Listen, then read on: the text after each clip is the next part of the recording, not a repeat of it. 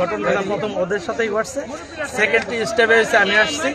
আমি আসার পর যতটুকু দেখছি তখন হয়েছে 4 জন বাধা ছিল, এর মধ্যে থেকে একজন দৌড় দিচ্ছে, একজন দৌড় দেওয়ার পর আরেকজন আবার আইসে আমার এই জায়গায় ধরানো। এই জায়গায় ধরছে পর আমার সাথে আরো 2 জন ছিল, এধারে বাচ্চু মুন্সি, মতি হাওলাদার। এই এরা 2 জনে ধরার কারণে আমি সেফ পাইছি। এরপরে হচ্ছে পাবলিক অনেক জমে গেছে, জমার পরে কিছু হালকা মাছকলা উত্তম মাধ্যম দেওয়ার কারণে ওদের রাখা সম্ভব। আর ওদের অ্যাম্বুলেন্সটা চলে গেছে, ওই অ্যাম্বুলেন্সের সম্ভবত অস্ত্র ছিল, মানে আরো লোকও ছিল। 4 জন আর কি রয়ে গেছে, 4 জন নাম, 4 জন আমাদের এলাকার কেউ না, এরা কিন্তু আসছে মোল্লারহাট এবং গোপালগঞ্জ থেকে। ঘটনাগুলি এই এলাকায় ঘটায়, আমাদের এলাকার মানুষগুলি চাপের মুখে থাকে। দয়া করে এটা সুষ্ঠু বিচার করলে এবং বাহিরের যারা আসে এদের দিকে একটু যদি আইন শৃঙ্খলা বাহিনী নজর রাখে, তাহলে আমাদের এলাকার লোকগুলি সুখে শান্তিতে বসবাস করতে পারবো। ওদের মোবাইলটাও আমরা সেকেন্ড অফিসারের কাছে দিছি, ওইটার থেকে যদি যাচাই বাছাই করে দেখে যে তারা বলছে যে কাঁঠালবাড়ি মাদ্রাসার শিক্ষক আমার চাচা হয়, তার সাথেও কথা হয়েছে, সেও বলছে। কিন্তু এটা কি কাঁঠালবাড়ির শিক্ষক না অন্য জায়গার কোনো লোককে ফোন দিয়ে তারা ধরাই দিচ্ছে, এটা আমরা অবগত না। এটা আপনারা যাচাই বাছাই করে এবং আইন শৃঙ্খলা বাহিনী যাচাই বাছাই করে দেখবে। আপনারা যে নিউজটা দেখছেন যে 4 জন ডাকাত সন্দেহে গণপিটুনির শিকার হয়েছে এবং বর্তমানে শিবচর থানা পুলিশ হেফাজতে আছে। এই প্রসঙ্গে আপনাদের জানাচ্ছি যে সকালবেলা ভোর রাত্রে 4 জন লোক ওখানে ঘোরাফেরা করে একটা অ্যাম্বুলেন্স নিয়ে। ওখানের লোকজনের কথা যে একটা অ্যাম্বুলেন্স নিয়ে আসছিল, তারা 4 জন নাম ছিল, তাদের গতিবিধি, তাদেরকে সন্দেহ হয়, তাকে যে স্থানীয় যারা আছে তাকে জিজ্ঞেস করে তোমরা কি করে এখানে কি জন্য আসছো। কথা কাটাকাটি এক পর্যায়ে তারা তাদের কাছে থাকে একটা ছুরি বের করে।